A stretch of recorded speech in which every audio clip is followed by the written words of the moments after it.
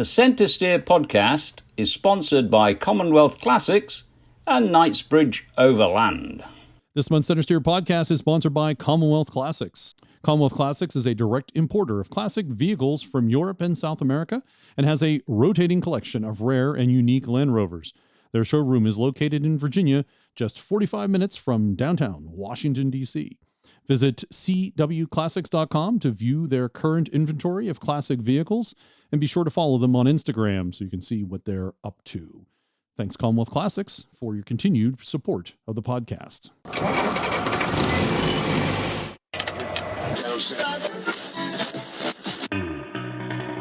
The Centresteer podcast, a podcast by, for, and about Land Rover owners. Welcome to the Centresteer podcast, podcast number 113 for August 2022. Centresteer is a podcast by, for, and about Land Rover owners. I'm your host, John Costage from southwestern Pennsylvania, and joining me over Zooms, Harold and Morgan. Welcome, gentlemen. Hey, how's it going? Very well, very well. Dixon is out and about, I think, with PLACID LASSIE, the DC-3. Shoving people out of a perfectly good airplane once again. Yes, I believe so. Our guest this month is longtime member of the Land Rover community, the operator of several mailing lists, including the LRO, and lover of engines that leak, Ben Smith. Ben has been a Land Rover owner since 1990 and has been heavily involved in the North American community. You'll learn all about it after the news. Thanks for listening. A big thanks to all of our Patreon supporters. We appreciate your support. Visit our website to see how you can support the podcast as a Patreon supporter. You can also buy a shirt or sticker, or you can buy us a tee. And that's very much like Patreon, where you get to choose the amount. As a bonus for Patreon supporters, most guests answer 10 questions, which is a quick fire round of questions and answers. Les Parker responded when asked, if you could not drive a Land Rover, what would you drive? Les said his Ram truck. So it's a little bit of bonus content exclusive to Patreon supporters. And speaking of Les, he bought us several teas.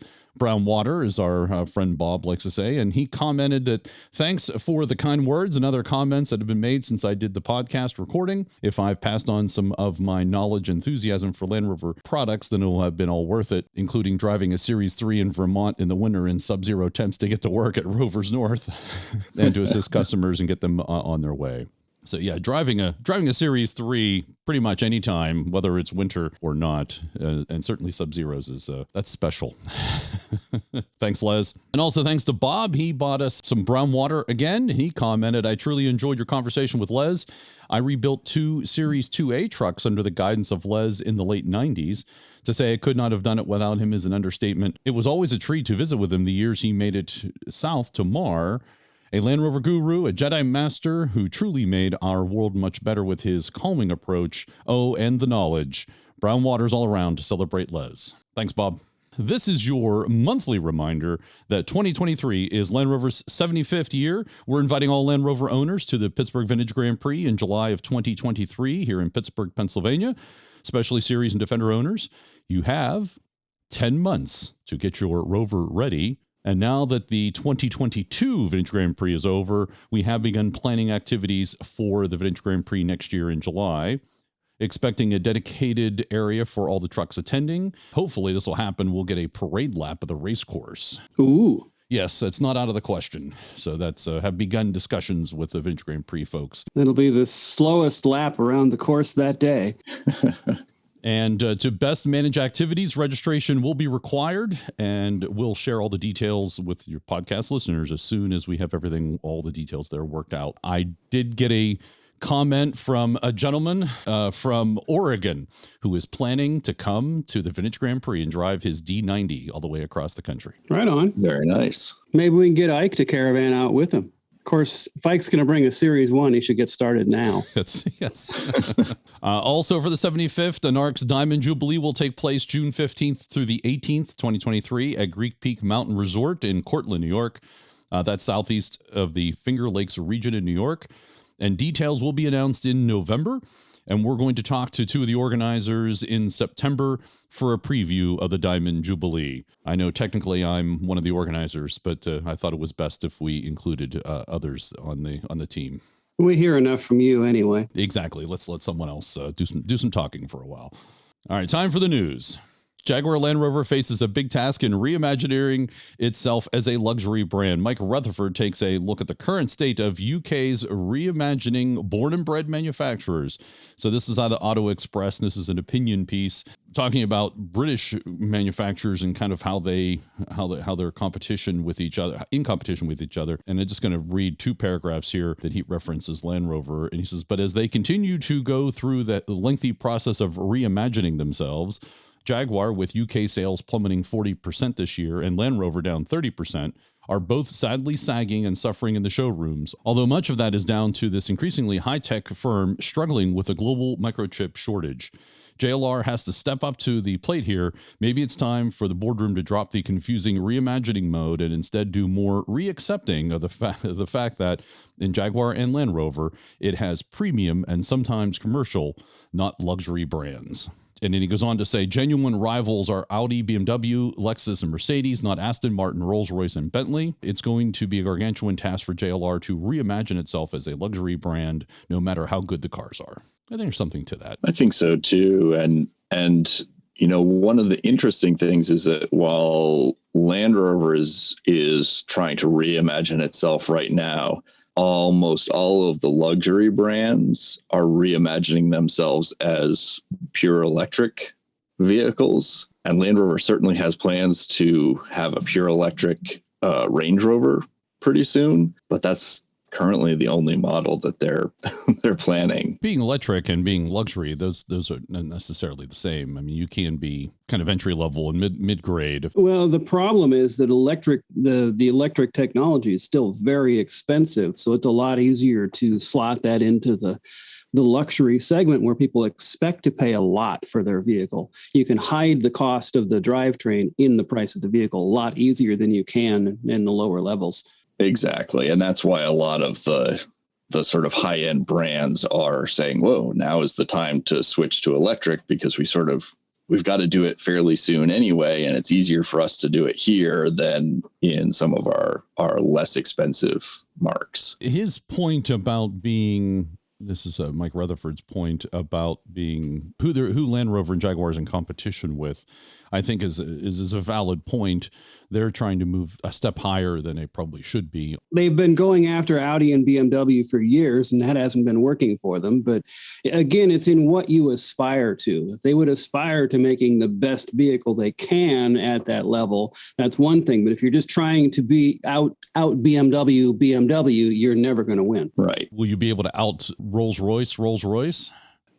Probably not, but it's a narrower field to have to go after. Maybe the thing to do is to try to slot in the middle. There's probably a narrow gap of minimal coverage between the really high-end stuff and the premium mid-range stuff like BMW. The Audis, the BMWs, and Mercedes are certainly large manufacturers, way larger than Aston Martin and Rolls-Royce and Bentley. Land Rover, though, is not one of those large manufacturers either. They tried to go that path, and it didn't work, or hasn't seemed to have worked. So maybe doing the luxury, smaller scale manufacturer, it really is their competition. Maybe it is the Aston Martins and the Rolls-Royces. I think it's about knowing your strengths. And if you are a small company, you need to be the best small company instead of trying to imitate big companies that have different economies of scale. That is also why they're sort of trying to learn from and maybe, implement some of the tech sector business operation methods to act more like a very flexible small company. Hard to remain flexible when you have tooling involved, though. Yes, very. And I think maybe another factor in this is certainly the chip shortage / COVID pandemic didn't help their situation, certainly, of trying to move into and reimagine, and it's probably set them back a couple of years. Yep. All right, so let's move on to the 2025 Land Rover Discovery to be a real family car. This is from Motor One. With Land Rover now offering 3-row seating for the Defender and the Range Rover, some folks are beginning to question whether there's still room in the portfolio for the Discovery. Thierry Bolloré, CEO of the JLR, has told Auto Express the Disco is here to stay, but the formula will be drastically changed to separate the SUV from its 2 7- and 8-seat cousins. He was quoted as saying, "We are completely reinventing Discovery. We believe there is a space for it, but we have to be creative," unquote. The head honcho went on to admit the Defender has cannibalized sales of the Discovery, but argues turning the latter into a real family car for the most discerning families will justify its existence in the lineup. Bolloré mentions there needs to be an authentic family car in the luxury segment, although he didn't go into any specifics about what that means. While a new Discovery is certainly happening, the future doesn't look so bright for the Discovery Sport. When asked by Auto Express whether the smaller SUV will live to see a generation, Bolloré said, "We don't know yet." I mean, if you are shooting for family car, is the sport model really necessary? Trying this whole family situation where you have these families, you have the Defender family, of the Discovery family, and the Range Rover family. Don't you need more than one? You're a family of one. Valid point. I mean, there are sporty families out there that might appreciate it, but at the same time, they're already kind of being served by the lower level Range Rovers. It's kind of the problem is that Disco's been pinched between Defender and Range Rover, and the Defender's gotten more offerings that have taken away from the Disco sales. But these people are probably buying Discos because there was no Defender to buy. The smaller Disco, I mean, it seems like it's an easy choice to keep it going because you're already making the Evoque, and they're very similar. Just do a little bit of changes. And well, it kind of comes back to the point of there was really no need to make an Evoque in the first place if you just make the Disco better and sell it. Well, I think it had to do with sizing. I'm just saying the Disco Sport and the Evoque, you kind of don't need two vehicles in that sector. And so I think the Evoque has just sort of killed the Disco Sport because, you know, you're looking for something that size, like we can have this Discovery that's got a sort of an ambiguous identity, or we can have a Range Rover. All right, moving on to the Jaguar Land Rover enters the Multiverse. JLR, which employs about 4,000 people at its plant in Helwell, Merseyside, has announced a partnership with training platform Multiverse to offer more than 400 UK staff a specialist course in computer programming and data analysis. The 15-month training program begins with basics, including fundamental database skills and how analysis is used throughout the industry. So I think that's a good thing. I think it's a recognition that they're becoming more of a technological, computer-based. Do they have a choice? Manufacturer. Yeah, you're right, Harold. Probably not. You got to embrace that side of it, or you're just not going to be around. And so I think it makes sense for them to bulk up the training of the people they already have versus having to hire others. Yeah, and I think, you know, even if the staff don't necessarily directly use that knowledge, you know, that skill set, that is still ever increasingly computerized production process and everything, that having that knowledge just makes the overall company processes smoother, especially around like troubleshooting, just, you know, having that knowledge base of like, oh, I have a rough idea of what the concept is. I sort of know some of the terms that are going to be used when discussing that. That all makes things so much smoother. So even if, you know, you train somebody up and they don't necessarily have to actually utilize that knowledge specifically for their job, it'll still make the whole company easier to communicate and discuss, you know, amongst staff. Cross-training is a good thing, and a lot of companies discovered this. You know, management circles really promoted this idea back in the 80s and 90s, that if everybody knows, if they've trained on every job, then they know how to fit within the company that much better. Yes, absolutely. And then the other part of it is, you know, finding those diamonds in the rough that you like never quite expect. And suddenly you find somebody who's a rock star in a different area of expertise than you expected. And it's just always so much easier to move somebody around within a company than to pull in an outsider as a new employee. Yeah, there's a lot of cultural and corporate knowledge, company knowledge, organizational knowledge that someone has who, even if they've been there for a short period of time, they're ahead of the game than bringing someone in new. And to your point, if you teach them new skills, they already have the institutional knowledge. They can hopefully, I don't want to use the word leverage because I despise using that word. Except in the shop where you need a good lever sometimes. But exactly. The other thing to add to that is that you've got these people that already understand the corporate culture, and they already have all of that capital, if you will. But when you add the training, you have the ability to customize that training to exactly what you need for your organization. All right, let's move on to JLR opens new testing facility. JLR has opened a facility to test the next generation of vehicles for electrical and radio interference. The Electromagnetic Capability Laboratory at Gaydon will ensure future vehicles meet current and future legislation and quality standards for connectivity and electronics. The new Range Rover Sport, which launched in May, was the first vehicle to undergo a bespoke testing program at the in-house facility. That's some nifty development camo they're using too. Yes, in that picture, yeah, that really has little swirls. I wonder if that helps with the EM interference. Right. Interesting backscatter patterns. Maybe it's the wrap that has some elements to it. Ooh, a Faraday cage wrap. There we go. Right. That's perfect. Just what you need. Why are my over-the-air updates not working in my new Faraday cage wrap? You have to open the door. Then they work fine. Yeah. I was at the grocery store yesterday and I noticed a symbol on a car and it's the Wi-Fi symbol. And for a second, I'm like, what?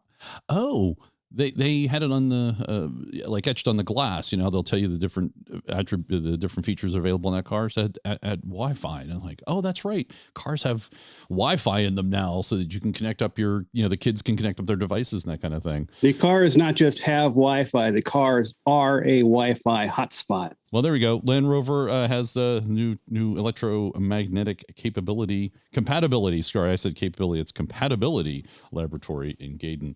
Well, and it's an increasingly important thing, obviously to make sure that, since generally the standards for electromagnetic interference are you have to accept any interference given you, and you shouldn't give out certain interference externally. But of course, as the security side of things and the reliability side of things increases with all the computers, chips and electronics and wireless services, it's really important that they're paying attention to that. Here's my big question. They mentioned that it's a facility they built, but there's no mention of doing that off-road. There's a concrete floor there. Are they going to be taking this out to? They have a portable facility, or do they build a track on the inside so they can test all this while they're in the mud and muck and arid deserts and frozen tundra? They are Land Rovers, of course. They are. They got to be ready for that. On the other hand, we could just drive series trucks with mechanically injected diesels. Right. They are the cockroaches of the automotive world. A little off topic, and I'll keep this very brief.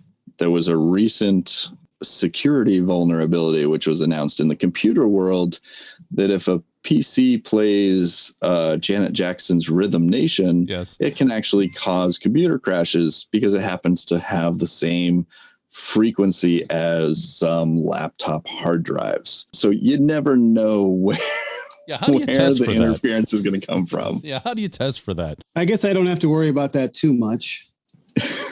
Because I'm pretty sure if I play that, my brain will explode no matter where I am. So. Now, just imagine having to be in the test lab troubleshooting that, playing that song over and over on all the laptops, day in, day out. All right, let's move on to a series of recalls for Land Rover. First, a Land Rover diesel class action lawsuit moves forward. This whole article's interesting to read about it, but I'm just going to read the first part of it just to give you a sense of it. And this is out of the U.S. A Land Rover diesel class action lawsuit will continue in court after a federal judge denied almost all of Land Rover's motions to dismiss the lawsuit. New York plaintiff and California plaintiffs filed the lawsuit alleging that 2016 and 2020 Range Rovers and other vehicles are equipped with defective diesel particulate filters. The filter is allegedly prone to getting clogged under normal driving conditions, which should activate a warning light to indicate when to begin the process to clean the filter. But the class action lawsuit asserts the warning light illuminates too late or not at all, leaving a vehicle with a clogged diesel filter. According to the plaintiffs, a clogged diesel particulate filter can cause engine damage and create serious safety hazards. The Land Rover diesel lawsuit says the exhaust filter is supposed to remove the diesel soot by burning it through a combustion process known as regeneration. And again, there's more to read there. It goes on lengthy, explains some of the details, but that lawsuit is moving forward. That particular problem affects every vehicle with a diesel particulate filter. If you don't drive them like you stole them, they plug up. I think the extra problem here for Land Rover that the plaintiffs were talking about is the light that's supposed to come on to say that it's dirty or clean and is not firing correctly, at least as I understand what they were talking about. So it's the yes, they were doing short drives and the filter was getting clogged, but that warning light to clean it was not. Yeah, so they're suing them for failure to warn. I have a similar issue with my Volkswagen's tire under inflation warning light. It's basically useless. I've had a tire go flat and already changed it before the light came on to say that there was a change in the air for the inflation. Was your spare the exact same size? No, it was the donut one.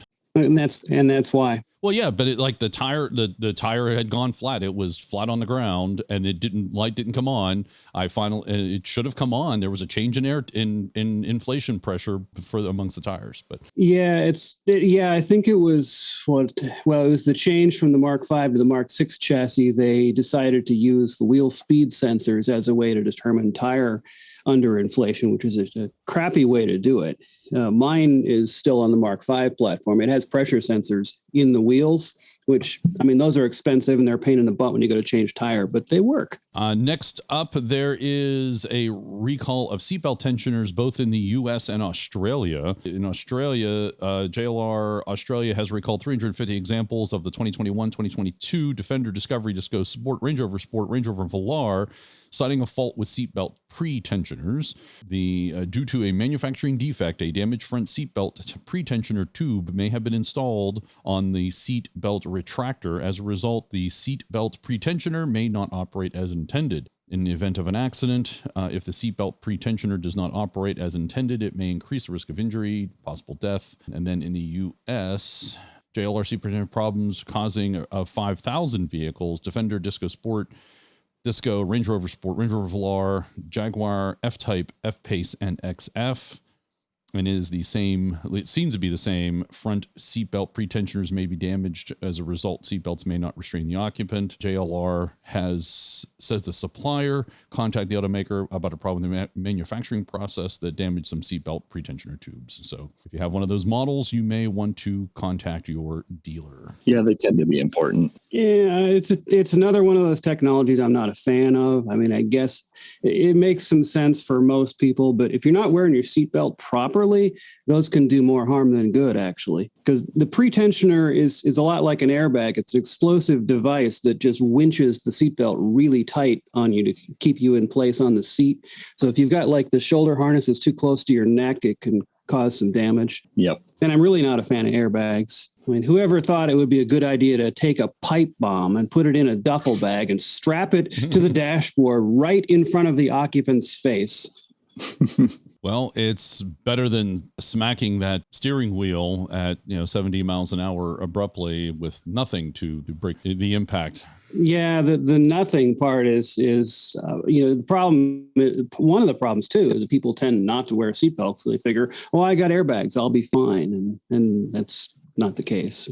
Properly belted in, you really don't need the airbags as much as most people think. Moving on to Land Rover launches second annual Defender Service Awards presented by Chase and to honor U.S. and Canadian organizations making a difference in their communities.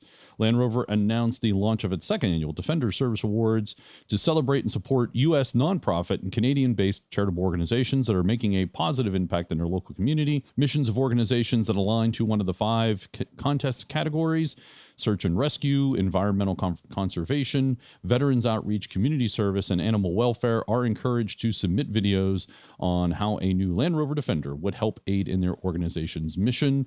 And in the picture here, it looks like it would be a 130.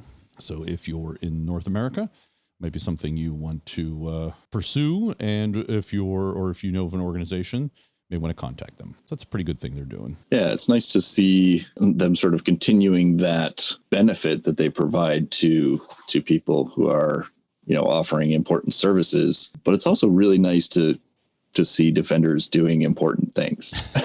well done, sir. And honoring those who do the said important things. And I think that's, my take on it is it's not just about giving someone a truck. It's, I think, creating more exposure and awareness for all the organizations. Exactly.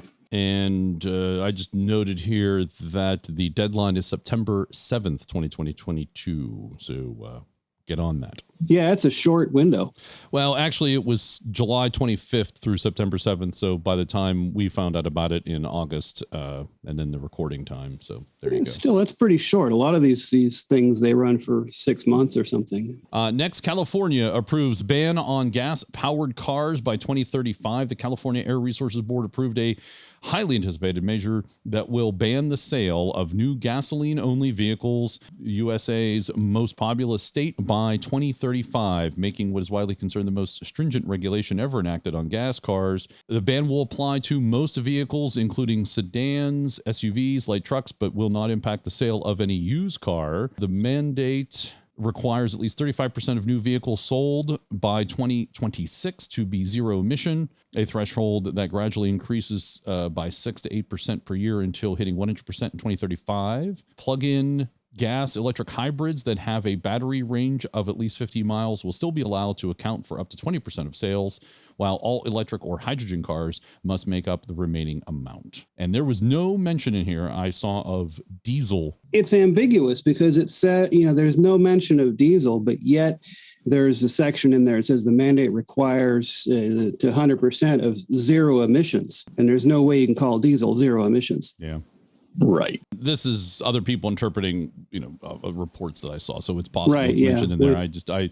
I tried to find more details and I couldn't find it. We need to get our Centresteer corporate counsel to look at the. And they do specifically cover, SUVs and light trucks. There might be some of the heavy duty trucks, which are more prominently diesel here, would not be included. But again, we'll have to. At least not yet. Council, right? And I believe I forgot to double check the link, but I believe that Washington State is working on a similar ban by 2035 as well. Well, a lot of the larger states in the union will follow California. Pennsylvania typically does in some of that. So it's very possible. It's very possible. You'll certainly see more of that. Let's move on to Land Rover specific models. This is a review of the 2022 Land Rover Range Rover by Motor One.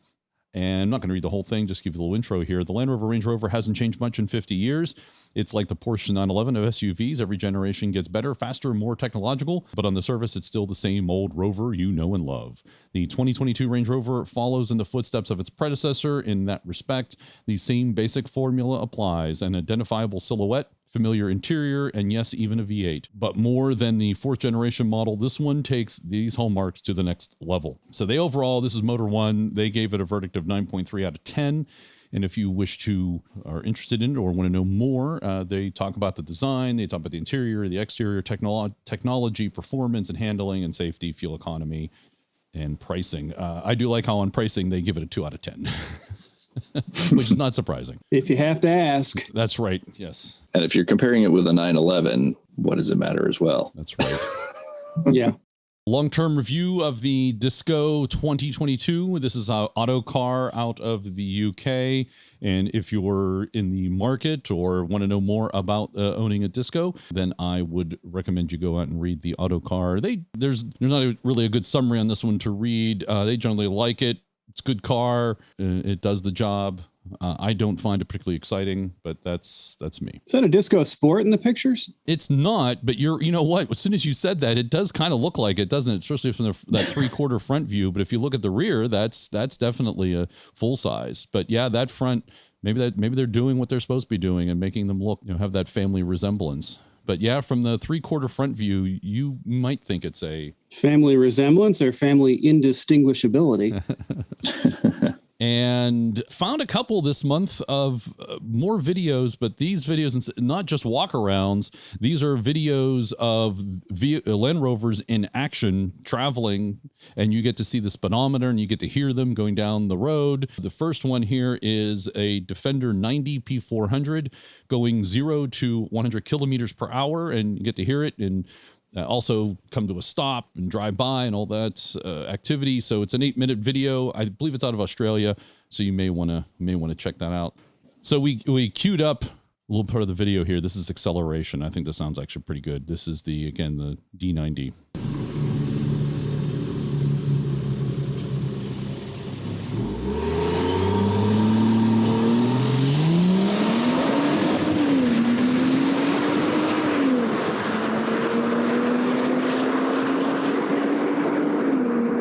Yes, that was a Defender accelerating away at high speed. I think the best part of that is when he's sitting there on the brakes, loading up the torque converter, and the back end is squatting. Yeah, that was nice. And then he just lets it go. So you can check out that video. We'll have a link, of course, in the show notes.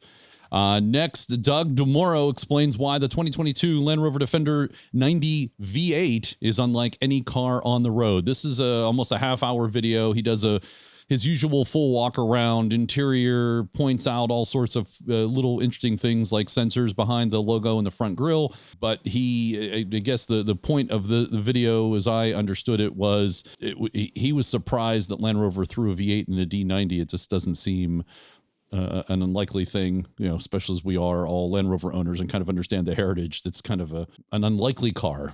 Yeah, but all the coveted legacy Defenders are the NAS 90s that had V8s in them. That's true. That's true. Yeah. For 4 years. So if you want to hear more from Doug, go out and check out that video and get his take. Be advised that video is all Doug all the time. And then there, as I said, a lot of videos I found this month. This is again a new Defender V8 hitting 150 miles per hour. I believe this was also done. This was Autotop out of the Netherlands, and they did a video of the Defender again taking off, and you can watch interior, exterior. They have the speedometer. Here it goes. Okay, that's the V8 supercharged. That sounds pretty cool. That sounded... Yeah, that one sounds great. That was good. That was good. You should go out and check that one. That sounded much better than the P. Can we download that for a ringtone? Sure, absolutely. Absolutely. Yes, you can. So that check that one out. And then they also drive on the highway. I believe they go on the Autobahn and the Unlimited section and cruising down the highway. You can watch that on the video. Next, there's a limited run Land Rover Defender Trophy Edition and Adventure Competition Experience was returning for 2022. Land Rover North America has announced the return of the Defender Trophy Edition, which gives buyers the opportunity to enter an off-road driving competition. First offered in 2021, the limited edition SUV is back for another run of 250 models. Of those, 220 will be sold in the US and 30 will be sold at select dealers in Canada. All will come in a heritage-inspired yellow wrap. And Joe Eberhardt, President and CEO of JLR North America, says the Defender Trophy Edition continues to embrace the spirit of adventure while honoring Land Rover's rich and iconic heritage. We look forward to welcoming our Defender Trophy Edition customers to put these vehicles to the test at the exclusive adventure competition while experiencing the breadth and capabilities inherent to the Defender, unquote. It is based on the 2023 Defender 90 P400 X Dynamic SE model. The Defender Trophy Edition adds the special wrap, unique trophy badge, extended black exterior package, a tow hitch receiver, air suspension pack, cold climate pack, off-road pack, and advanced off-road ability pack. Purchasers of the Trophy Edition Defender will also have the opportunity to gain entry to a one-day, two-person off-road adventure in their vehicle. Not everyone who buys a Defender Trophy Edition will necessarily be able to compete, though. Land Rover is offering just 90 spots on a first-come, first-served basis, meaning that buyers who want to participate in the off-road challenge shouldn't wait, especially as owners of the 2021 can enter the trophy competition at a cost of $5,000 per team. The competition starts October 8th with 6 waves of 15 teams running throughout the month. The Defender Trophy Edition will be available this month at a price of $96,475 in the US and $115,400 Canadian. I'm not sure I like the complete look of that, but yeah, I'm not sure I do either. The previous ones, as I understood understand it, where the wrap was on a black truck. This is on a white truck, and they only wrap the sides, and they leave the white door handles sticking out in the middle of the sand glow sticker. Yeah, I like the sand glow a lot. I like the sand glow, but yeah, that white door handle sticking out is kind of weird, and the hood being white, just it takes away. Yeah, yeah, and it's especially interesting because they sort of black out the top of the hood for anti-glare reasons, so it's just got all these white lines, and the roof is black, and the undercladding, the lower portion is black, so it's just like a sand glow stripe down the side of a black and white truck. It's weird. That's definitely like a wrap there. Of course, you can go down to your local wrap shop and do a better job yourself. So. Right. But then you can't join the competition. Well, but you could buy this and you could take it down to the wrap shop and get it fixed. Yes. Make it all sand glow all the time. Next, very exclusive Range Rover. Land Rover is building 17 Range Rover SV Carmel Edition Range Rovers for $345,000. There's no shortage of automobiles in the luxury segment, and Land Rover debuts the Range Rover SV Carmel Edition as its entry. This was at Monterey Car Week in 2022 here. Of course. Ownership of the Range Rover SV Carmel Edition will run you about $345,000. Land Rover Special Vehicle Division reveals that this fifth-generation model is exclusive to North American markets only. You're getting various branding styles designating the uniqueness of this release. The Carmel Edition sports an exclusive satin bronze paint job. Silver accents on the front door hinges, grille, and bumper are there for contrast, as well as black trims. It's also riding on diamond-tuned 23-inch SV wheels in glossy dark gray with satin bronze inserts. I gotta say, it's a sharp-looking truck. It is. Actually, I like the look of that better than I like the Defender Trophy. Yeah, I would agree with that. This would look at home in Carmel, that's for sure. And at $345,000, it would fit right in with what everybody else is driving. There you go. There you go. It is a nice color. That's why it's called the Carmel Edition, because it was inspired by that region. And released at Monterey Car Week, which centers around Carmel and that region. And another video, this time, though, of the Range Rover Sport SVR blast down the Autobahn at 170 miles an hour. Next generation Range Rover Sport SVR hasn't debuted yet, but the previous example is still a potent performance powerhouse. A new video from Auto Top NL channel takes the large SUV to an unrestricted portion of the German Autobahn to see the Land Rover blast down the famous road at triple-digit speeds. The SVR packs the automaker's supercharged 5-liter V8, produces 575 horsepower and 516 pound-feet of torque, which routes the power through an 8-speed transmission to all wheels. So you want to hear that? All right, here we are. This is what you're hearing is the SVR getting up to speed, 120, 130 kilometers, 150 kilometers. 170 kilometers per hour. Well, 180, it went faster than they said. 200 kilometers an hour now. Let's see what it tops out at. 230. Close to the 300. 240.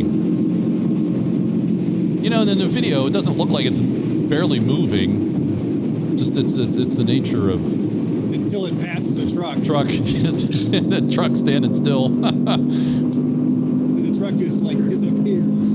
230. Oh, no, 228, and it backed down. Now it's backing down. So you can check that out if you want to watch the full video there. They got 3 minutes of it going down the Autobahn.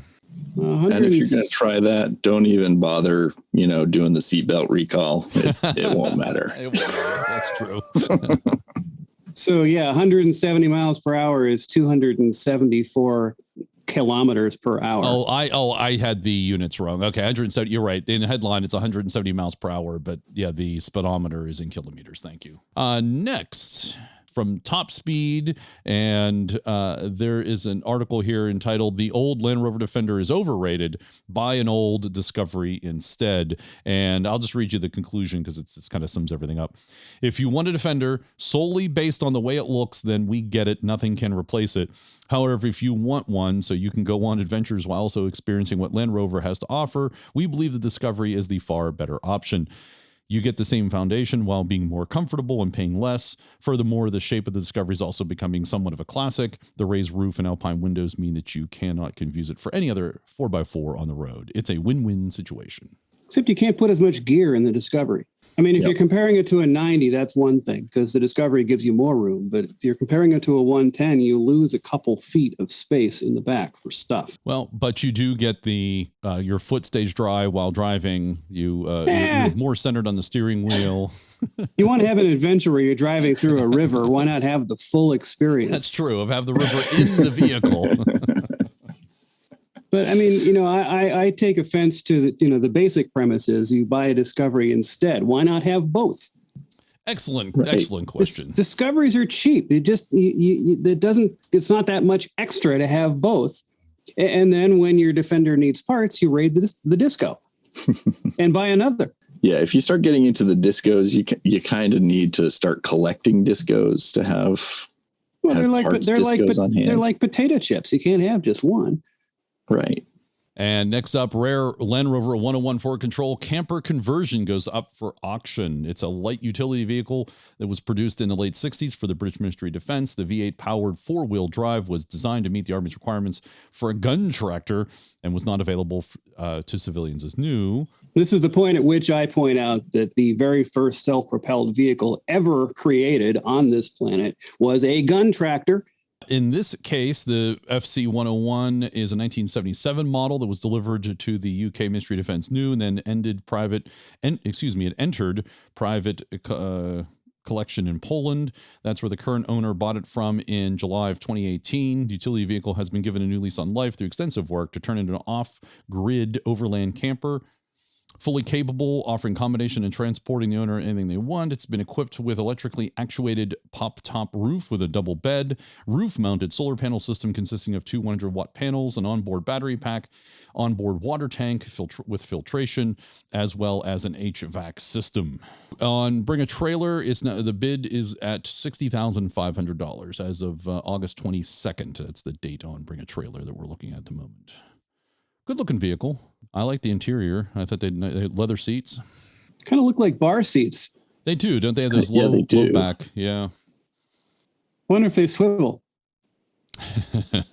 Just look like you need to kick back and swivel around and hoist a beer with your friends. That's right. If you're interested in a forward control camper conversion, go out and check that out. I wouldn't mind having a forward control of any description. And finally, couple of years ago, I myself purchased and built the Land Rover Defender Lego edition, and it's sitting here as we do the podcast. It's part of the podcast studio. Motor One found a video of finally the Defender Lego doing something interesting versus just sitting on a shelf like all of the other ones do. That's right.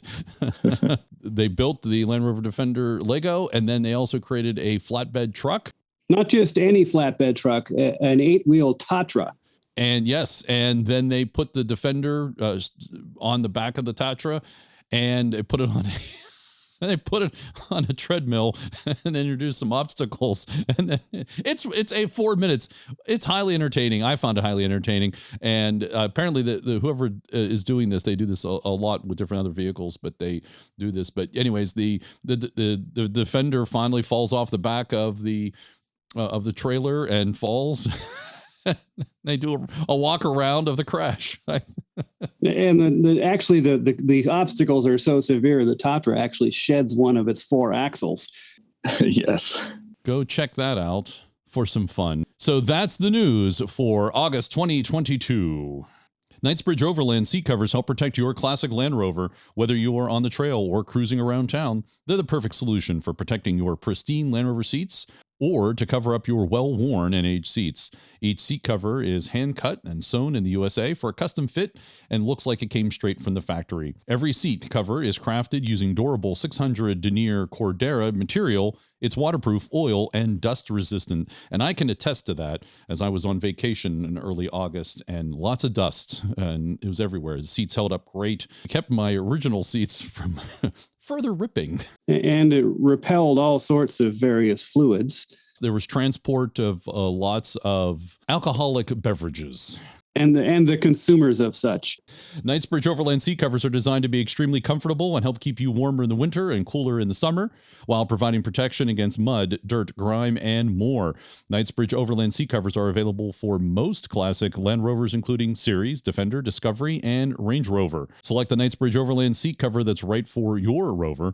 Available in both tactical and non-tactical versions in 4 colors: black, tan, mocha, and gray. I have the mocha, which I think pairs very nicely with my truck. Our tactical seat covers include military-grade MOLLE webbing that accommodates pouches, weapons, tools, first aid kits, and more. Non-tactical seat covers feature 3 handy pockets for much-needed extra storage in your Land Rover.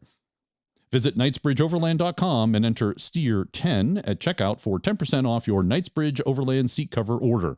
That's knightsbridgeoverland.com and enter STEER10 for 10% off your order. Protect and enhance your Land Rover seats with Knightsbridge Overland. And now on the Centresteer podcast, contacting us all the way from the great state of New Jersey is Ben Smith. Welcome, Ben Smith. Hi, how's it going? It's fantastic. It's going very well. So you are a longtime member of the Land Rover community. You also operate the LRO list, and Dixon has told us that you like all things that leak. Is that true? That is very true. Most things I deal with leak oil in some way. I think we'll get to that. But so tell us, Ben, how did you get into Land Rovers? So in 1990, when I was a freshman in college, my father's work colleagues, his lunch colleagues, said, "Hey, I have this dead Land Rover. It'd be perfect for your son to have." And I understand Marty lived in a very rich part of New Jersey. His wife got tired of a dead Series 3 mucking up the driveway next to her brand new Porsche 911 for years. He had an electrical fire, tried to change the wiring harness, got half in, half wrong, and gave up. "Carl, your son should have this car." And Dad finally said, "Fine, I will come and look at it." And before he come and look at it, it appeared in our driveway that evening at the end of a tow truck. And Dad agreed, "Fine, I'll buy this thing." And I'm off in college in California. So I come back that summer to find this 72 Series 3, which I drove today. It's I've had this truck for 32 years. Got a wiring diagram out of the Haynes manual and followed the instructions and got it running. Was the diagram correct? Mostly enough to figure it out. Enough. That's always the big question with the Haynes manuals. I literally sat there, I photocopied, I highlighted each one I got right, and then whatever was left, and we figured it out. And this past summer, I went to Atlantic British Rally, and then went back to college, driving a different car. And I came back next summer, and we threw a short block in and drove it out to California. And it's been with me ever since. Have you named it? It is named Dora, which is not the Explorer. It's after a Robert A. Heinlein book about Dora the spaceship, which will get you out of the biggest pinch necessary anywhere you are. But if you don't pay attention to her, she will stage emergencies just to get your attention. And I knew a Land Rover just like that. Isn't that like pretty much all Land Rovers? I think we know a few like that. You really do have to pay attention to them. Otherwise, they will gather your attention in some fashion or form. Oh, yes. What have you done to Dora over the years? Have you made modifications since then, I assume? Nothing actually dramatic and major. I mean, I've reframed her twice. The originally came with a frame that the previous owner had encased in a second layer of 1/8-inch steel, and that rusted out. In fact, when the springs broke, when I had it for a couple of years, I get to go to then British Pacific when they had mechanics, and so I need the springs replaced. I'm like, well, those are suburban springs, and someone's cut out the spring perches. So we had to weld those in first.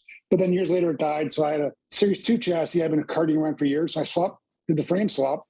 And then a couple of weeks or months later, I had an accident. I was going to the MAR, flat towing, and ran into the end of a big truck. It was a 5-car accident. And so the disco was totaled, as was a series I spun around on the flat tow. And then I got a Galvy chassis and chassised it again, mostly in the weekend with the help of Dave Bobeck. But other than that, it's really a standard Series 3 with a Galvy chassis. I swapped on a Safari top a few years ago just to keep it a little cooler, but overdrives. I mean, nothing major. It's a bone stock car. Long or short? Short, 88. And I take it you've off-roaded Dora? I have off-roaded in many states in the U.S., from California to the East Coast to Quebec to New Brunswick to Ottawa or the Ontario area. Driven across country one way or the other 8 or 10 times. Went out to Moab with her for the rally in 2008. Any idea how many miles you've put on it? When she came, the clock said 15,000 miles. Was that 15, 115, 215, original odometer? No idea. She currently reads 167,000.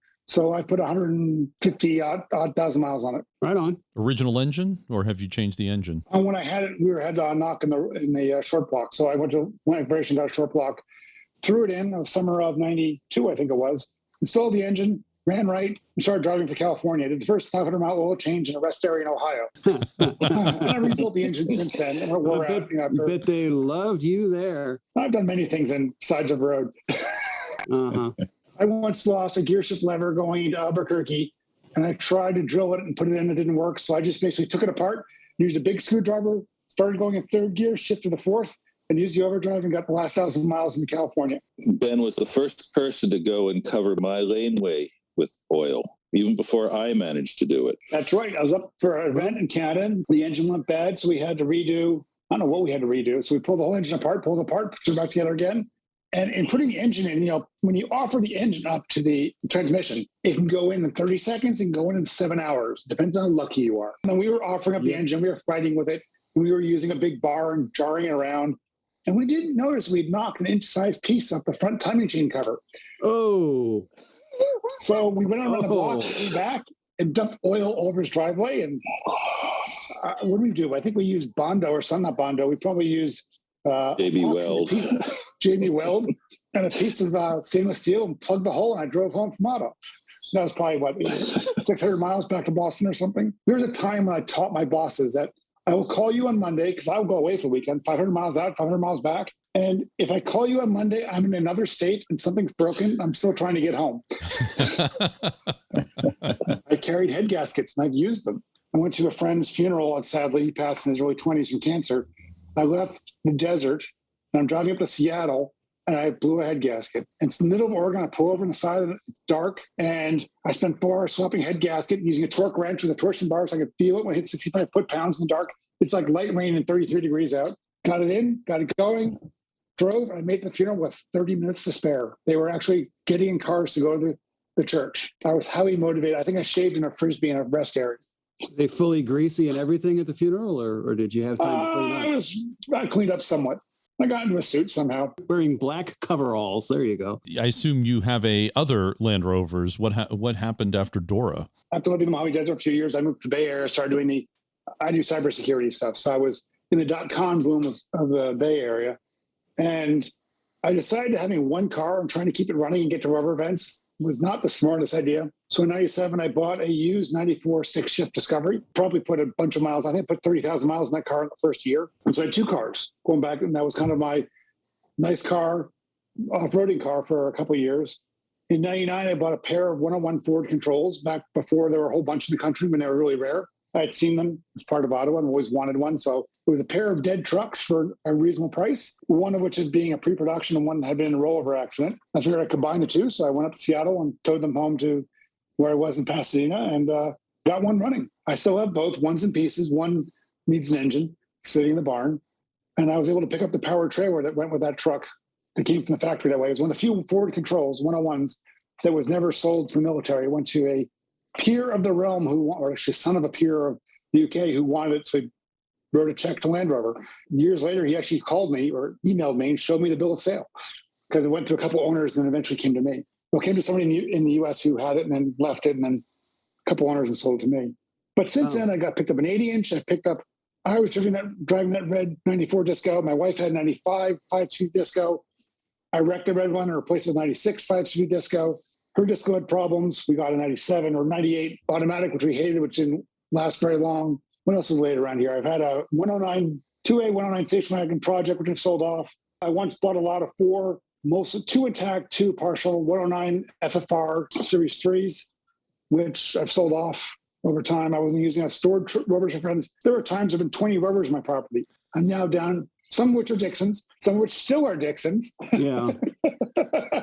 We're aware of the painful nature of that story. Yeah. Yes. We refer to your place as Dixon's local shop. It's been that way for a while. He weighs a few things. I've gotten rid of 3 of the Discos for the price of it's yours if you want it.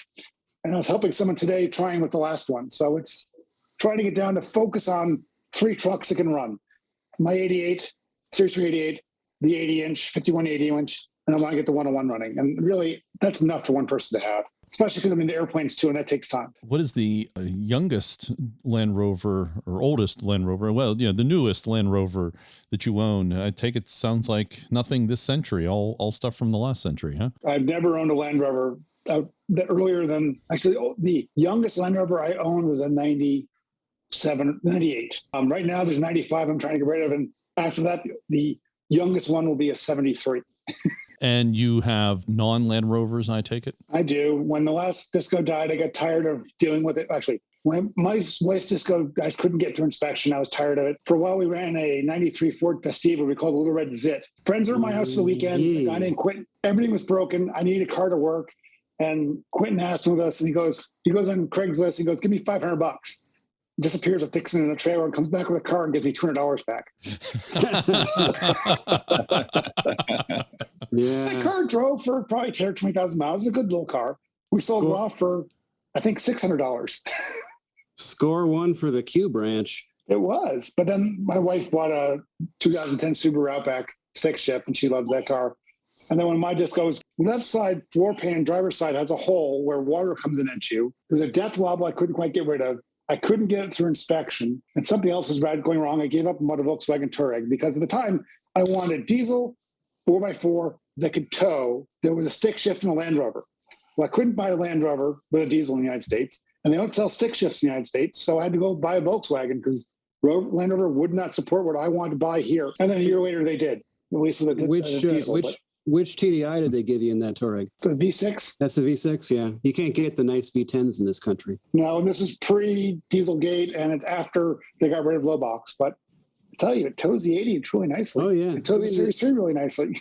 Every one of their TDIs is a sweet engine, I got to say. 127,000 miles, and it's mostly been trouble-free. I bought my wife a Jetta wagon, and it was 2 years old and it had 133,000 miles on it when I bought it. So since it had so much miles in such a short time, everybody thought, well, it was worn out, so nobody wanted to buy it. So I got a hell of a deal on it. And I love that car. I mean, it's a mediocre car, but it's got a sweet engine in it and a 6-speed transmission and gets ridiculous mileage. Can't go wrong. I'm probably one of the few people in a Touareg who downshifts in manual mode when I'm going down hills or my driveway. So that is the length and breadth of your Land Rover ownership.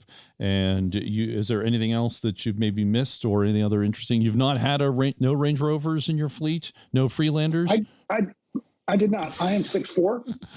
Freelanders, ha.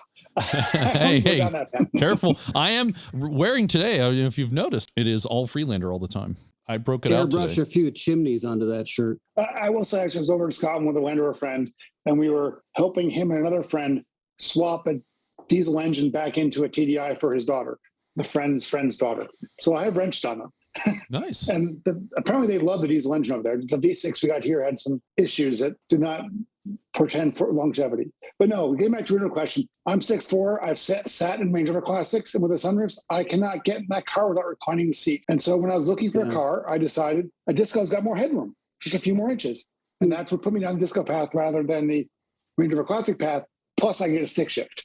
So yeah, that sunroof mechanism eats a fair amount of headroom out of the inside of that truck. You've not had a Range Rover, and you've had Discos. You have series trucks, Defenders. No Defenders on your list. Do you have something against Defenders? No, I thought about a D90 at one point when I was driving with a bunch of that, and I realized a D90 is exactly the same vehicle as my Series 388. So I have two of the same. You can love them both, but you can drive them half as much. So I decided that Series 3 is good enough for me at that time. Defender has disc brakes, so it'll stop better. But other than that, it won't. There isn't much difference. True, you get used to a Land Rover. Land Rover braking with the drum brakes. You hit the brakes, it might pull left, it might pull right. You might need 2 or 3 pumps. You're mildly surprised what works as you expect it to. I think the series truck is really a good vehicle for most people to start on because it teaches you patience and it teaches you planning ahead. And it teaches you need median sometimes. Escape routes are good. Oh, yeah, because things don't always work out as you plan them. Nope. So what do you think of modern Land Rovers? Are you in the plushy feel that Dixon talks about? They're not marketing to me anymore. They're marching way up market. I'm told the new Defender is the best Discovery they ever made, and it's actually a nice car, but to me, it's not a Defender. It's a Discovery with a different body. Oh. But hey, they're selling stuff, they're making money. So they're making that's the market they're going for. they're selling them in incredible volume, but I agree with you. I think I really don't have any qualms with the Defender myself, except that they shouldn't have called it the Defender. Well, years ago when they were saying they could not sell the Defender, there's no market for the Defender in the United States. We can only sell 20,000 trucks in the United States because no one wants them. And it's hard to engineer anything that looks like a Defender because of whatever rules.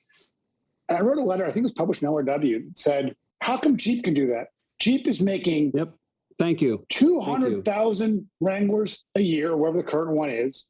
The factory's working 3 shifts. They're selling more than 20,000 vehicles of that type into Canada alone. And Land Rover can't design something for the world? That is a lack of imagination on their engineering staff. And it looks just like a Jeep. It's not like you can't make it look like that. Yep. Right. But, and a bunch of us probably said similar things, and they eventually designed something. But people who have them say they like them so far, so good for them. Yeah, they're selling. But not my cup of tea at this time. So you would never consider then one of the modern ones. Have you test driven one just to check it out? When I got the Touareg, I actually went down to Land Rover Princeton and test drove the LR4 at the time, and they're all impressed by it. I'm like, it drives like a Discovery. I've had 200,000 or 300,000 miles driving these things. They're all the same. I surprised my wife when I bought the Volkswagen because they didn't do what I wanted at that time. Like I said, I'm priced on the market. I saw an ad recently for the Land Rover Range Rover Carmel Edition, which is $325,000. Yep. I could buy really cool airplanes for that kind of money. Yes. Or just think about how many Series 1s you can accumulate with that money. Or a house. I mean, come on. I'm not in the price range anymore. I guess a cheap bastard in some ways. Or you could get a bunch of series trucks and a barn to put them in. Yeah, have a whole museum. Have one of each.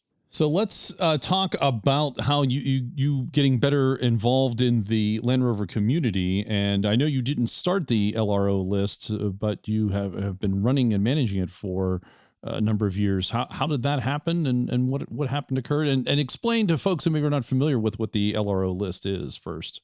Sure. Well, I mean, let's start off. So I had the Rover. I went to Land British rallies back when they had them. I went to, I think, the last Rover's North Rally back when they had them.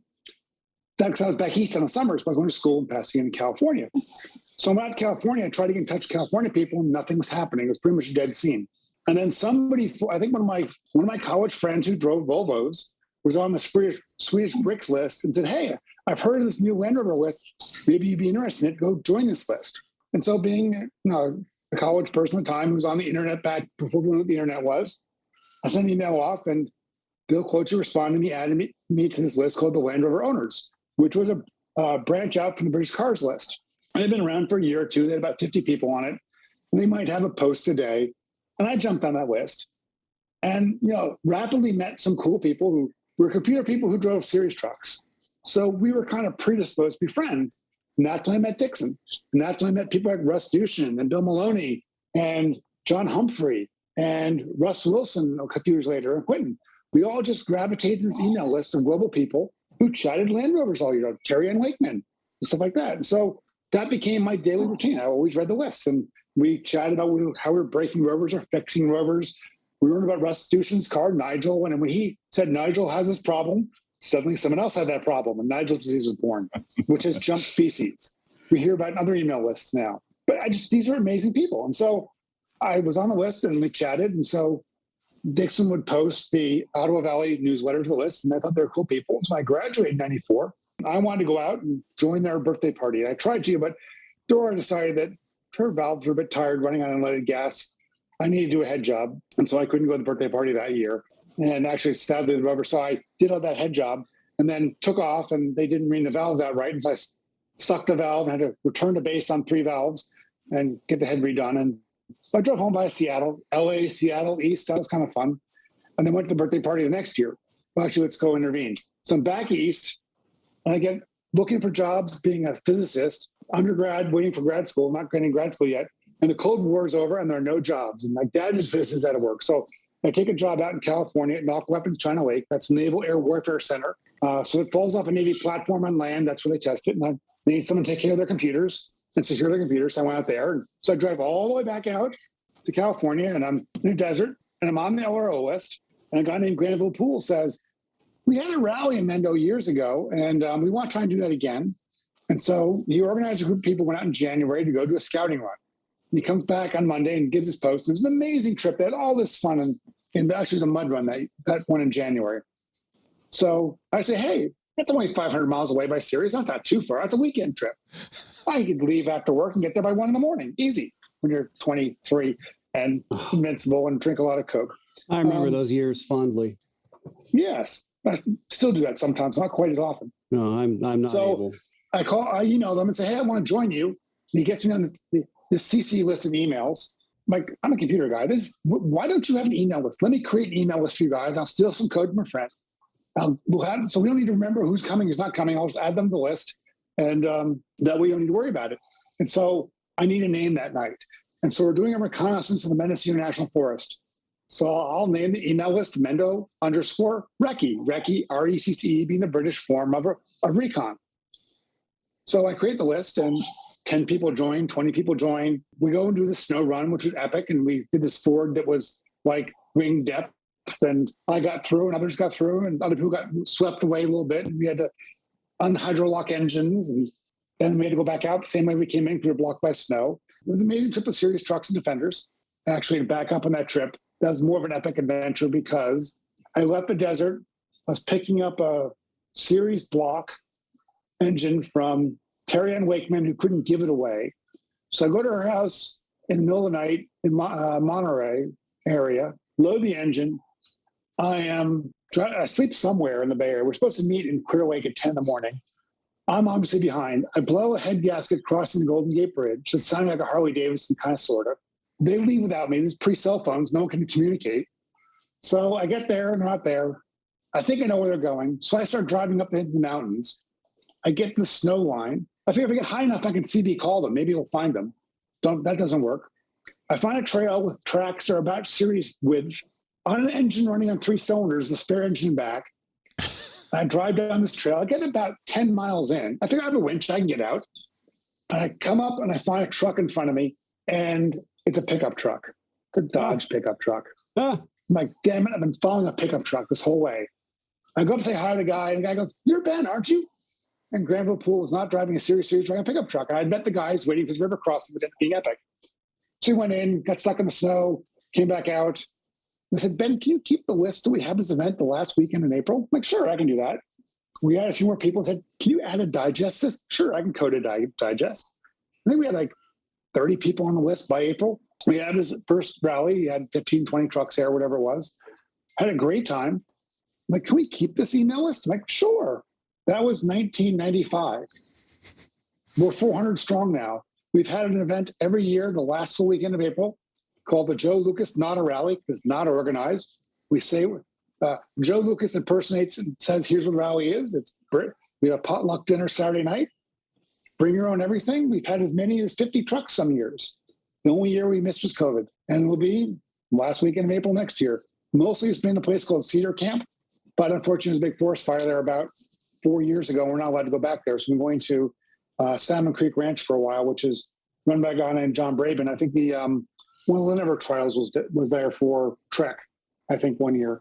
He's got a couple 100-acre farm when we go there. But I've run that email list. So I've had some experiences running email lists. I've still been on LRO since 1992 or so. That's 30 years. And the owner of that list was a guy named Bill Colocia, series owner and Range Rover Classic owner. And unfortunately, he got cancer. And as he was fading out, he gave me an email and said, Ben, when the time comes, could you please continue the list for me? Sure, I can do that. And so I've inherited that. So that list over time was just Land Rovers, everybody. And then we had this Quail versus Leaf Sprung debate because the disco people and Ranger people were talking about plushy stuff, and the serious people didn't like that. So we had a schism. Oh, the schism! Was Dixon involved? I'm sure. Schism. I'm sure Dixon was involved in the schism. Of course he was. Yes, I was. You were probably an instigator. There was a Range Rover list, and there was the Land Rover list, LRO, LRO. Then there was UK LRO and ZA LRO for South Africa, and AU LRO, and there was an Italian one and a Denmark one. But by the time I inherited the list, pretty much we had all the forums come and go, and Facebook come and Facebook fade a bit, and the balkanization of the lender communities where there are a bazillion ways to talk and everyone has their favorite one. No one can agree on any one, so we're all in these little tiny pockets. But, when the Australian list hasn't had a post in over a year, and the Denmark list and Italian list, I said, let's kill them. And so we have now reduced back to, I killed the Range Rover list this year because there has not been a post other than Dixon once a year posting something, nobody responding. So we're down to the LRO list, the South African list, ZALRO, and the UK LRO. UK one being the most active, and people still post, and I'll keep the lights on, and I'll be the last one there. Well, actually, probably Dixon and I in the end, but we'll keep it going as long as you want to be there. You recently moved the list from being on a computer in your dining room. Is that not correct? That's not entirely true. So we had web dining room, wasn't it? Dixon's dining room for a while, and I moved them to hosted environment. So it's been a hosted environment for a while. Some of the websites that grew out of that in Amazon, but Amazon doesn't like email lists. So we keep an email list on a different hosting environment. It is hard to fight spammers nowadays, or the blacklisters who hate the spammers. And so, one person complains email they got, you're spamming them, and your site gets blacklisted for a month, and no one gets email, or a few people get email. And I just got tired of it. So I gave up and pushed it to a Google group, which Mendo has been on since 2006 without a problem. So I did that conversion because I'll let Google fight the spammers, and Google will have all that stuff because they have hundreds of people paid to do that every day in and day out. And I would rather wrench on a Rover than do coding. Right. Fight the spammers. Yes. Well, thank you for doing what you do and keeping the list going. I'm a member. I believe everyone here on the podcast is part of the LRO list. So. Oh yeah. Some of us are primarily lurkers, but yeah, we're all there. Yeah. But I'll tell you, 30 years later, some of my closest friends have come off that list that we were computer people who like series Land Rovers, and that was enough commonality. And so I have a annual Rover event in my house, which started as a housewarming party. I bought the house in 2002. We've held it every year except for one COVID year. And half the people that come have been on the LRO list for 30 years. Is the house sufficiently warm at this point? Housewarming. Yeah. Yeah. It became an annual event, and so we brewed beer this year for it. We had Land Rover Bitter, or actually Broken Rover Bitter is an ESP, and I brewed an Irish Red, so it was Portofino Red, I think it was, not Portofino, whatever the Red Land Rover or some guy picked some name for it. And we hung out and wrenched on Rovers and told tales and did an RTD in the woods. So the usual, nothing different than any other Land Rover gathering. Oh, not at all. That's the way, and that's actually what sold me on it when we went down to Mar the very first time. It's exactly what you did. You told tall tales at the end of the day. And well, that was the inspiration for this show too. Absolutely. Actually, it very much is telling those stories that you would around the campfire at a Land Rover event. Instead, we tell it around a microphone and share it with everybody else. And some are actually true. Some are actually true. Yes, we leave it to you, listener, to figure out which ones are true. and flames are optional. Feel free to light a candle or something while you listen. So email us, was part of the Land Rover community. There are clubs everywhere. And when I was consulting, I could show up in a random city and go find where the club was and meet people. And so some people meet in bars, some people do the club thing, some people do the Facebook thing, whatever gets people together. Dixon, why don't you take him to the NASOR listen? Dixon's a Series 1 guy, so he should be the guy to do that. You have to remember that part of this interview is a bit of the prisoner's dilemma. If I go ask the wrong things, I love it. I love they it. rebound upon me. I love it. This is great. Explain the history and so on around NASOR, the North American Series 1 registers. Obviously, you've got a Series 1. Explain this one. So that kind of branched out of a different exercise I did back when I had the 101 Ford control. I still have them. I had the exercise. I wonder how many 101s are in the United States.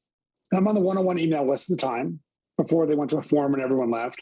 And so I just started writing down how many pictures of 101s can I find in the United States or Canada, or evidence someone talked about them, or they're on eBay or something. And I got to the point where I had pictures like 70 or 80 and rumors of up to 150. So that's kind of like a solved problem. Another exercise I did was, what are the D90s and D110s here? Can we actually figure out all the chassis numbers for them? And so people will post and I'll write them down, and you think they're an ordered set, and some are more ordered than others. And then at one point I actually could figure out, what's the first one, what's the last one? And I wrote a program to go mine Carfax.com, because at the time Carfax, if you asked the question, they would tell you how many records they had. If they had 0 records, it never came here. If they had more than one, it was here. So I could figure this out and put this together. And then Dewey, a part of the Land Rover owner, friend of mine, who worked for Land Rover's database administrator, magically gave me the list. And that was a solved problem. Neat how that Statute happens. of limitations have run out now. And I never posted who owned trucks. I want to know what trucks existed, what state they were in maybe, but not who owned them. I really don't care about that. I don't invite their privacy. So I had some background of trying to do data mining to figure out what it was. And so now I have a Series 1 80-inch. We're chatting, it's probably Dix and I chatting. I'm not sure who started it, maybe just me, but maybe we chat about it afterwards. How many Series 1s are in the United States and Canada? How many survive? And as part of the review, I had gone over and to Gaydon and started mining data. Give me a build book. What's the first page? What's the last page? Which ones came to us in Canada? I've worked my way through all the Series 1, so I know all the ones that came over to within human error, missing a page or scanning past one of your human eyes, and have not been over in a while, so I just started the Series 2s. But let's find them. Dixon has one, I have one, Ted Rose used to have one, Andrew Philson had one, Al West, Mike Green has one. You just go down the list of people. And so we start just taking pictures of them and writing down VIN numbers and find the ones on eBay and find the ones on Craigslist or on Kijiji. And how many of them are around? There's got to be maybe 100 of them around. And it was a lot more than we expected. Yeah. We've been doing this for 4 or 5 years now, and it's like 10% have survived. And it's amazing just the more and more come out of the work. Goss has been saving them for years. It just never ceases to amaze me how many are here. And from our point of view, it has to either be in the United States and Canada now, so it can be an import that happens, or it can be one that originally came here and went to some other country for whatever reason. And those are all interesting to us. And we've gotten pretty good coverage by now, but more they come in from time to time. Actually, it's been going on for over 12 years now. Is it 12? And yeah, it's 12 to 15. Yeah. Time flies. And when I last went through the database to go and deal with just 80 inches, the survival rate in any form, just a VIN plate or running vehicle, is about 22% have been found. I stand corrected. And by the way, I sucked Dixon into it, another guy named Keith Barrett. So Prisoner's Dilemma, he's also guilty of this. Oh, yes. Do you have a sense or know how many Series 1s were originally brought into North America? I wrote that actually down. I have a whole article written on the NASOR website. I'd have to go look it up. I don't have that number in my head. Give me a second here. So, and what is the NASOR website? www.nasor.org. So 80 inches North America. I've actually written the one for 86, 88, 107, and 109 that's been in the OVOR newsletter, but I have not published that on the site. I should probably get off my butt and do that. So I wrote this article originally in 2016. There were a total of 1,348 Series 1s imported to the United States or Canada, of which there were 5 to Canada and 48, one, actually now 2 we know of, and 49. There were a total of 89 in 1950, 75 to Canada, 14 to the United States.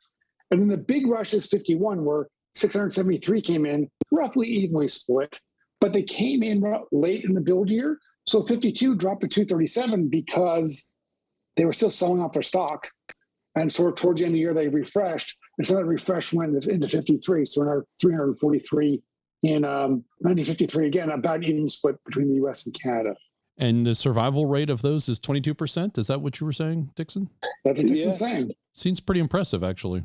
In fact, I have the numbers for my every episode, just about every podcast quote.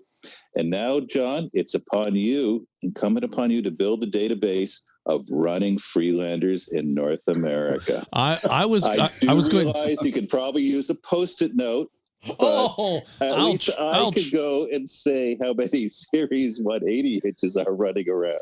Well, seeing as, Dixon, you already are involved in this registry, I think you just easily expand it. You have the knowledge and the background and the experience in doing this. And if I were to do it, it would take extra time because I would have to learn all this information, whereas you had the skill set. So I think you should start the North American Freelander registry. The only sad thing about this is, given the track record that exists here of proof and documentation, it would be really sad for me to have to say that spreadsheet's still empty.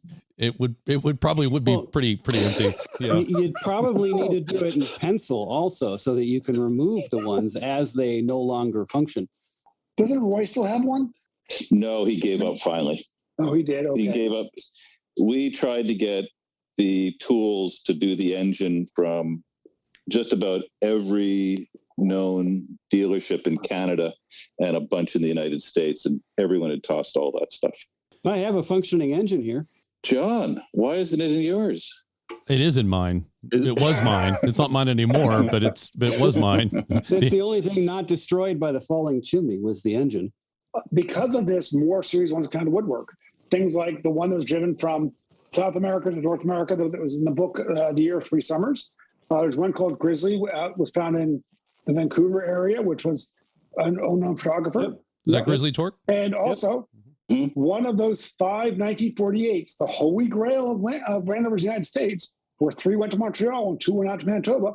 One of the ones has been found. You know, we never thought one of those would appear, and it has. Now, there are earlier ones imported by other people, but here's an original out there. And we always knew about the original press vehicle that came in, you know, to be sold, but an earlier one showed up. So that was kind of cool that this research kind of spurred communications to find new and cool ones. Well, there's 2 press ones. There was My Hulls, and then there was McLennan's. And That's McLennan's has been found. We haven't found My Hulls yet, but we have an idea that it went from Canada down to the States and possibly South America. None is Dave Davies. Well, he's got a bunch. So does Keith. Who has that 149 I was talking about. Yes. Do you have a sense worldwide of Series 1s that are still active, or you're only tracking? Have you done any tracking of non-North American ones? I have not tracked non-North ones. That's the Series 1 club is for. And they have a whole list. I mean, they've been tracking them out of the woodwork for years. So, Ben, speaking of North America, you're part of an ARC or ANARC, I don't know, whatever way you want to say it. You're actually the secretary of the board, along with, and Dixon and I are also on that. Can you tell us a little more about ANARC and the, what your function is there? Well, this is my second time at this rodeo, because back in 98, when Greek Peak was done, which was a exercise between Rove, Bay State, and OVOR, I'm out west, so I wasn't part of the original organization. I told my company I want to be somewhere on the East Coast for 98, so I can go to events. They put me in Boston at the time. But I went to Greek Peak, and about the time at Greek Peak, when I got there, unfortunately, one of the members from OVOR who was on the board, was vice president, had to step away for family reasons. And so I got drafted into his spot. So technically, I was VP of the first round of ANARC, where we were at Greek Peak, and it was a great time, one of the biggest rover events we had at the time. We wanted to do it again, and we tried to start organizing it, but unfortunately, someone scooped us in the venue of Killington and had their own event there, and it kind of fell apart. Now, I'd been trying to get other clubs to kind of join this idea, but it kind of just meandered its way. That's fine. And then as it came around again for 50th anniversary, after the 75th anniversary, let's get the band back together again. And Rove and OVR started talking and decided they wanted to try and put the event together again, being the oldest and most organized clubs in the US or Canada. And so as the clubs got together to talk, they brought people who were around the last time into the event and new people, and trying to split it up as half the people on the board are from OVOR and half are from Rove. And I think, John, you're the tiebreaker from Fort Pitt. Yes. But we're trying not to just make a one event party.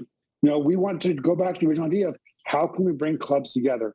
How can we get more communication between the clubs? How can we get people to realize you can join and meet other people and go to their events and bring them some value, whether it be joint insurance or joint calendars, so you don't step on each other by mistake, or whatever else. So we're doing this as trying to build it. And clubs are joining now. We have, 5 or 6 clubs have joined now? And the event's a year away.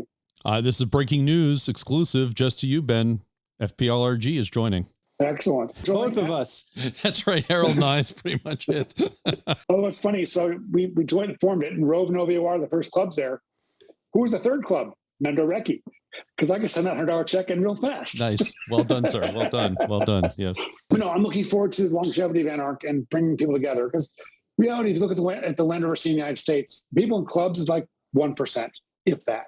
We need to get more enthusiasts together and do things. Have you given any thought to newer Land Rover owners, or is this just going to be more of a heritage very plushy? I said, bring them on. Whoever wants to come and has the right attitude, bring them. Although I will say, back in the day when I was at a Bay State Club, and here we are in Cape Cod doing an event. And there's some serious people, and there's some Range Rover Disco people. And at the time in 1994, it was like, here's a $50 lobster dinner. And all the plushy people really like the $50 lobster dinner. And the serious guys were in the back of a truck doing a potluck because $50 is a lot of money. Right. Absolutely. So yes. we may have different interests, but we can bring it together. I think you bring in other smaller events that happen. They're kind of cool where people get together and do things like the event Pierre Gauthier, which is a bunch of families up in Quebec, New Brunswick, and Maine, and a few others joined to have a week-long camping trip. It's fun that happens. So there's organized club events, and there's just groups of two of them.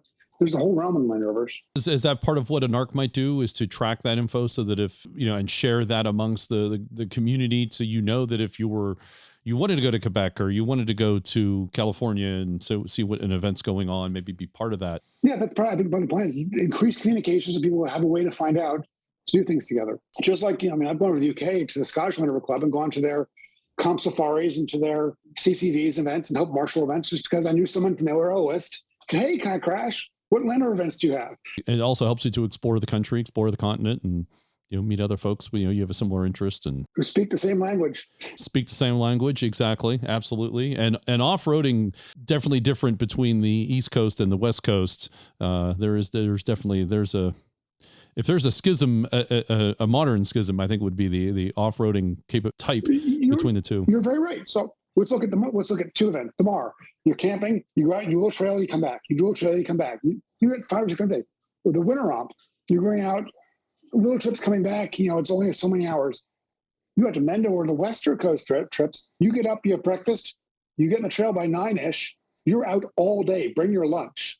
We'll have dinner at the end, and you may go 50 miles. You may go 100 miles on whatever you're doing. Go to Moab and do the same. You're out all day. So little tiny things because you're constrained on land. Out west, when you have lots of space, you're used to going for the day. And you might not even come back to the same place that night. You might camp somewhere else. Yeah. You said the terrain's different. You have here in, especially Pennsylvania, a lot of trees, and they're usually, many times they're close to you on the trail. It was actually one of the really epic nights where on this trail, it's really narrow. We probably shouldn't have been there. I know we shouldn't have been there, but we were doing it. I just go get brakes and axle, and we're trying to get them. I had gone down in my 88. It was really hard and gnarly, but I got down to the bottom. We'll have lunch at the bottom at a little meadow there. We spent all day getting this disco down and sideways and winch back up. And I'd gone scouting ahead to see how the trail went. And bounce, and slid sideways between two trees.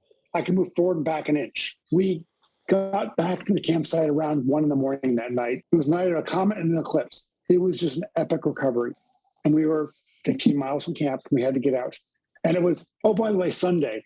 So some people had to leave and drive all night to get home to go to work in the morning. I'm just processing the Rover speak inherent in that story when he says that probably shouldn't have been on that trail. For those of you who don't know Rover speak, that means they had absolutely no business being out there. Okay, it was a motorcycle-only trail with motorcycle switchbacks and about a 20 to 30 degree downslope.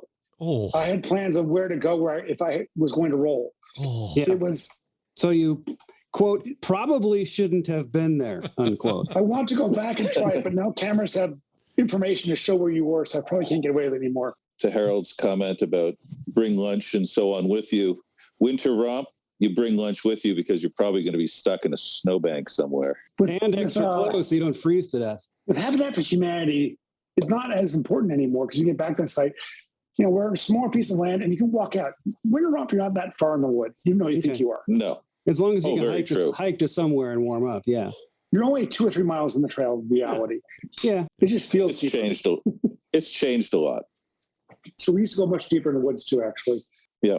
Oh, this is back at Mar when it was a Pearl's Pond. What this had to be, I think it was before you joined us, Harold, on those trips. This had to be like 05, 06. Most of the epic Mar stories happened before my time. And it was muddy. Hurricane had come through, but it had been sufficient enough that it was dry, but it was still muddy. Does that make any sense? It wasn't like didn't happen while we were there. It happened. It wasn't the monsoon years. No. So. Monsoon year, we got 13 or 16 inches of rain. It was like mud up to your knees. Yes. That was incredible.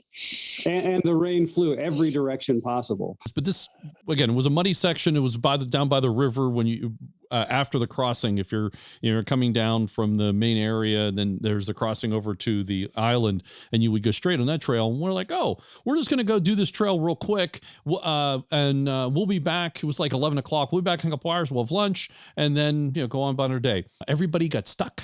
There was I think an 88-inch series truck. No, Defender. It was a Defender. It was a D90, I recall now. Sorry. And it went into the dip and it just got stuck. All things. You had to get winched out, and every mofo after that, we had to do the same thing. We were on, I think we got back for dinner after all that. That was, those things happen, right? There was an epic OVOR event that happened to us where it was supposed to be a short tour. We come back, dinner is almost over, and we look at it, all there is left is salad.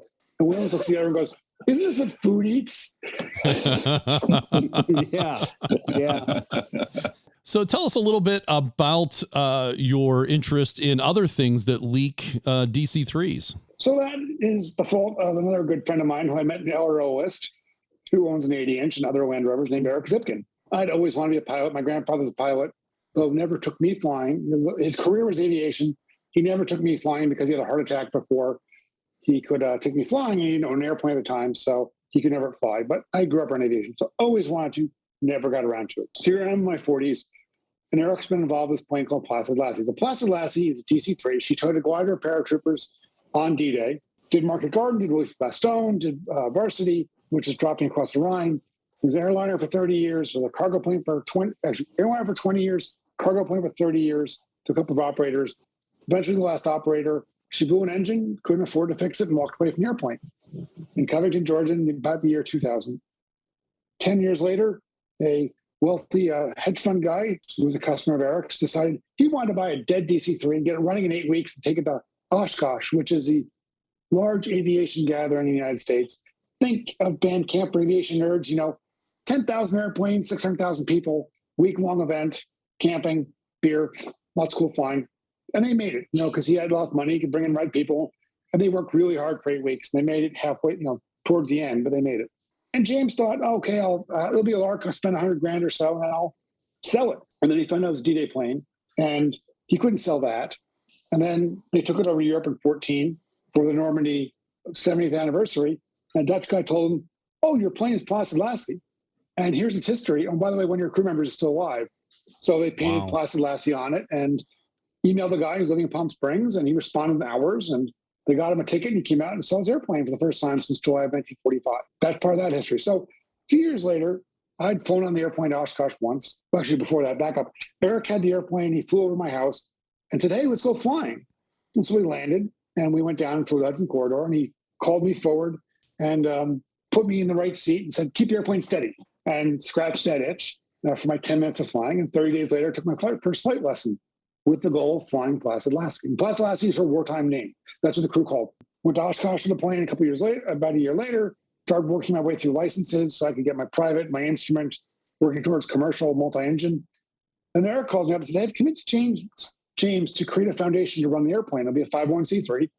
And then we can get more people involved and get to show the plane. Would you like to be a member of the board? Yes. You were voluntold? I didn't get it. He wasn't told. I volunteered before he finished the sentence. Gotcha. And so I was a founding member of that board of directors in 2017 and been involved in the plane ever since. So when Eric and James took the plane over in 2014, they only 2 American planes crossed the Atlantic. He said, that's kind of lame. And he said he drank too much scotch that night and said, next time I'm bringing a whole damn squadron.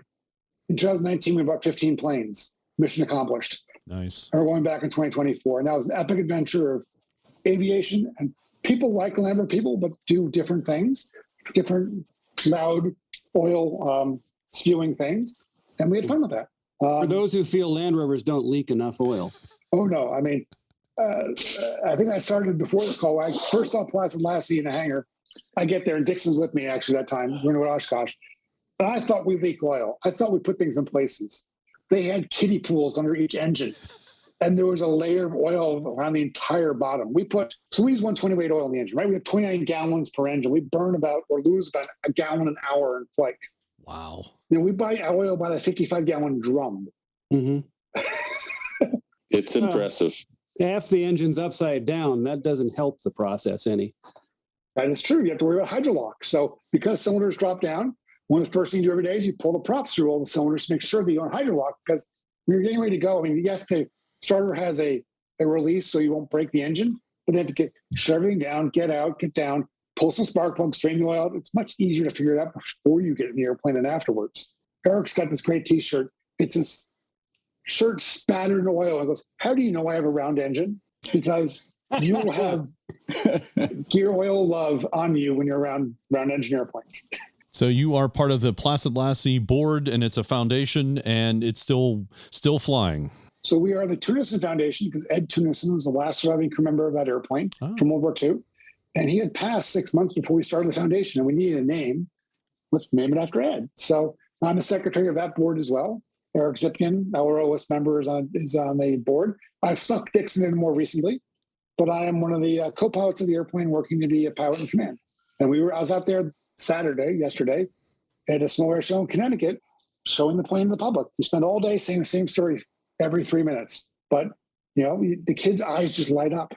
And you have, other adults whose eyes light up and want to see and touch history.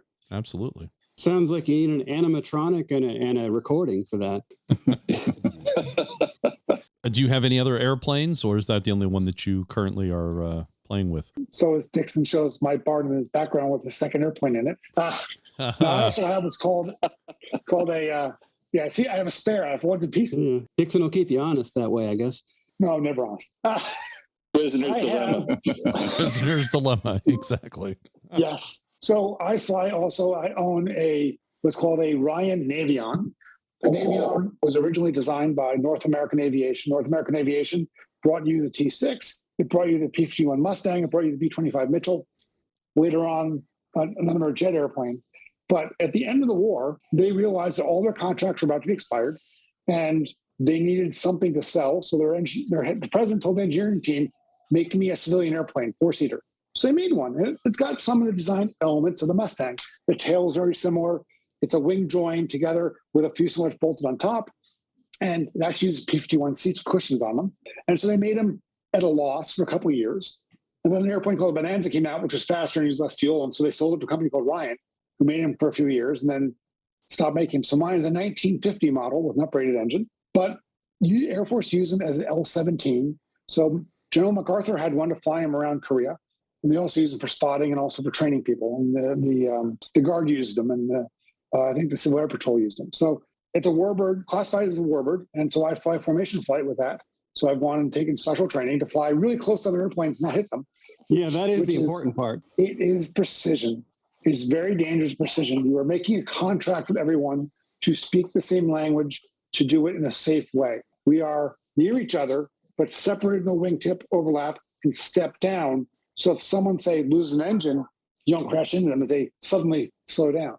There's a whole set of prescribed maneuvers, which mostly were designed in World War I. And then we go off and do that, and we brief it, we practice it, we come back, we debrief, we criticize everything we did wrong to make sure we learn from it. And so I flew my Navion up to Goodspeed Airport on Saturday morning with my two daughters. We showed the airplane all day. I did a formation flight, and then we came home this morning. And it's out a small oil emergency that happened. When you forget to put the oil cap on and you're flying, your windscreen covers with oil, and it starts to eject oil faster than you can believe. Yeah. It goes everywhere. It's really not a good thing. And you go, oh shit, and you say, I am landing right now before this propeller thing stops turning. Yeah. Yeah, and it's hard to just pull over and fix that. It is hard. And then you have to clean oil after everything. And the fact that you're talking to us means that you successfully took care of that problem. I did that, yes. Okay, good. You didn't become a glider. I did not become a glider. That's good. And I was also working on another piece. So there's a oil filter adapter, which mechanics didn't do right, that I had to go fix this morning. That was my morning task, which went on for a while, and there were oil everywhere. Now certain people want to call me oil slick, which I am resisting. Because that's a minor story in the world of things. But then the other nickname? They're trying to expand on Tin Man. What's the story there? Just I had oil issues, and before I was going to Oshkosh, and so they said Ben had oil pressure issues, not oil pressure. He had oil issues, leaking oil. It was hard to come to an event, so we should call him Tin Man. He's got a big heart and he needs oil. Mike, if that's the best you can come up with, sure. Or maybe the worst. It's not like it's not the guy who has an RV who ran to a deer. They call him Bandy. That's right. He's not happy. No, that's not something you want to get stuck with. No. Any other airplanes?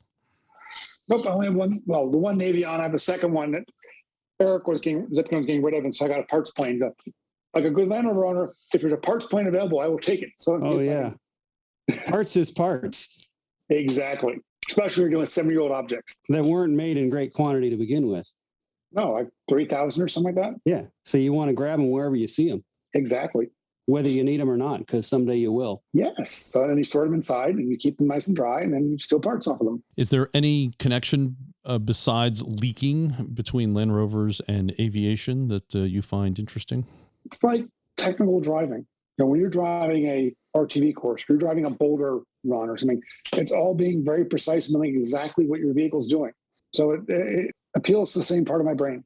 Well, Ben, I want to thank you for coming on the podcast and talking about your Land Rover experience and PLACID LASSIE also. So thanks very much. Happy to join you. It's wonderful. Thanks for talking with us. The TUNISON Foundation always loves to get donations to keep them flying because, 100 gallons an hour gets expensive of fuel. Oh, so it's 100 gallons of fuel and 1 gallon of oil per 1 gallon hour. of oil per engine, right? Per hour. Per engine. Per hour. Thanks for all that info. We'll have links in the show notes to PLACID LASSIE. That's the Ed Tunis Foundation, correct? TunisonFoundation.org. TUNISON Foundation.org. And we'll have a link to the LRO list if you're interested in joining that, and also the MENDO RECCE and also NASOR. We'll have links to all that information. Thanks, Ben, for what you do for the Land Rover community. Doing important things for important people. Thank you for having me. We hope you enjoyed show number 113. Thanks to Morgan, then to you also, Harold, for providing insight into Land Rover experience. Yeah, well, $10 is $10. Thanks for having me as always. I think you should change that to brown water's brown water. Well, what does brown water cost? $10. I suppose. And thanks to Ben Smith for coming on the podcast, and most especially for his contributions to the entire Land Rover community. And also thanks to the One True Packs for his continued production support, and encourage him to get back into Rover ownership. Visit our website, Centresteer.com, to listen to previous shows and for show notes, which have links to stories discussed in today's podcast.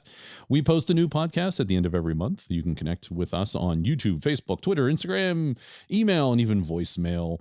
You can directly support the show at patreon.com/Centresteer, and that's center in the British spelling, CENTRESTEER. You can buy us a t-shirt, sticker, or even a tea/brown water. Click on store on the menu of our webpage. And if you have an idea for a guest, send us the details and contact information if you have it. In honor of Land Rover's 75th, you are invited to bring your Land Rover, especially Series and Defender owners, to the Vintage Grand Prix here in Pittsburgh in 2023. You have 10 months to prepare and 9 months to prepare for an ARC's Diamond Jubilee in Greek Peak. Which is plenty of time to fix your truck or buy another. Yes. Get that Disco, get that Defender, have both. Maybe the Disco can tow the Defender. Is that how we do that? Well, find a friend to drive them both. Better yet, if you can get one right hand, one left hand drive, you may be able to finagle driving both at the same time. There you go. Throw a brick on the skinny pedal and reach your arm out the window into the other one. That would be fun. Right? That sounds like a YouTube video in the making. But wouldn't that take up 2 lanes of the road? Well, of course. Okay. All right. Yeah. All right. Okay. Thank you for listening. We'd love to hear from you and what you're up to in your Land Rover. Until next time, I ask you to share the show with one other Land Rover enthusiast. Thanks for listening. You may resume your important things.